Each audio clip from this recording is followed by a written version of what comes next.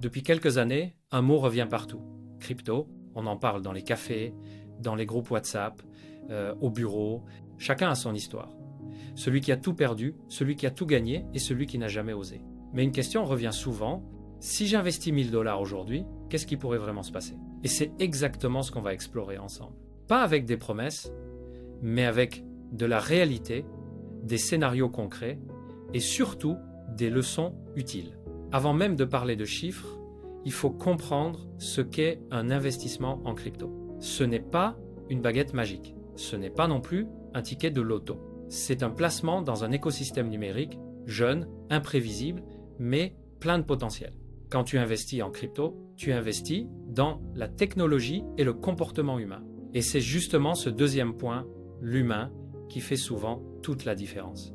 Parce que deux personnes peuvent investir les mêmes 1000 $ au même moment dans les mêmes projets et pourtant obtenir des résultats totalement opposés. Pourquoi? Parce que ce qui compte, c'est pas la monnaie, c'est l'attitude. C'est ici que tout se joue. Imagine 3 personnes différentes, chacune avec 1000 $ en main. Leur but est le même, faire fructifier leur argent. Mais leur façon d'agir va tout changer.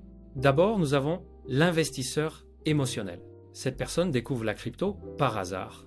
Une vidéo sur les réseaux, un ami qui parle de gains faciles, et c'est parti. Elle se dit pourquoi pas moi? Donc, sans plan, sans formation, elle achète. Au début, tout semble magique. Son portefeuille grimpe, plus 20%, plus 40%, parfois plus. Elle commence à rêver. Et si je devenais riche? Mais la crypto, c'est comme une mer agitée. Le calme peut virer en tempête en quelques heures. Quand les prix chutent, la peur prend le dessus. Elle vend dans la panique, souvent au pire moment. Résultat, ces 1000 $ deviennent 400 $.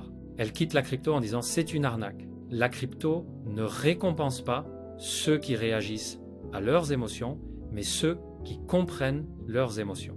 Investir, ce n'est pas courir après le gain, c'est apprendre à rester calme quand tout bouge. Ensuite, nous avons l'investisseur, patient et stratégique.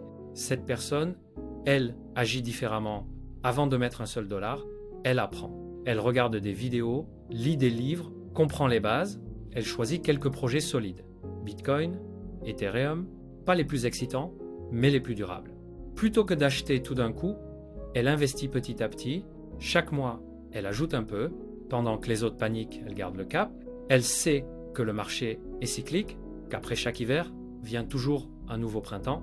5 ans plus tard, ces 1000 $ ont pu devenir 4000, 6000, parfois 10 000 $. Pas grâce à la chance, mais grâce à la discipline. Le temps est ton meilleur allié si tu sais lui faire confiance. Dans la crypto, la patience n'est pas une vertu, c'est une stratégie. Enfin, il y a l'investisseur équilibré. Celui qui comprend qu'il n'existe pas de certitude absolue. Il veut profiter des opportunités sans se brûler les ailes. Alors, il divise ses 1000 $. 60% dans des cryptos solides, Bitcoin, Ethereum, 20% dans des projets prometteurs, mais risqués. 20% qui garde en réserve pour acheter quand tout le monde a peur. Il suit ses investissements, mais ne les laisse pas dicter ses émotions. Il ajuste, apprend, évolue.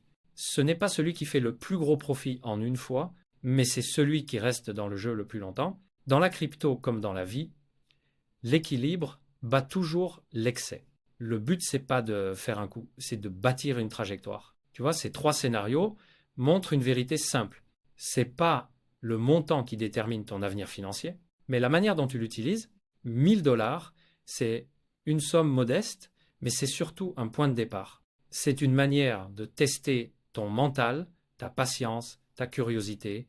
Certains apprendront à perdre, d'autres à gagner, mais tous apprendront quelque chose. Et si tu veux que tes 1000 $ deviennent un tremplin, rappelle-toi ces 3 règles simples. 1. Forme-toi avant d'investir. 2. Investis selon un plan, pas selon une émotion. 3. Pense long terme. Alors, que se passera-t-il si tu investis 1000 $ en crypto? Tout dépend de toi. Tu peux les perdre vite, les faire grandir lentement, ou les transformer en expérience qui vaut bien plus que l'argent. Parce qu'au fond, la crypto n'est pas un raccourci vers la richesse. C'est un miroir. Elle reflète ta discipline, ta peur, ta patience, ta vision. Et si 1000 $, c'était juste le prix d'une nouvelle façon de penser? Et toi, que ferais-tu de tes 1000 $? Dis-le moi en commentaire et abonne-toi.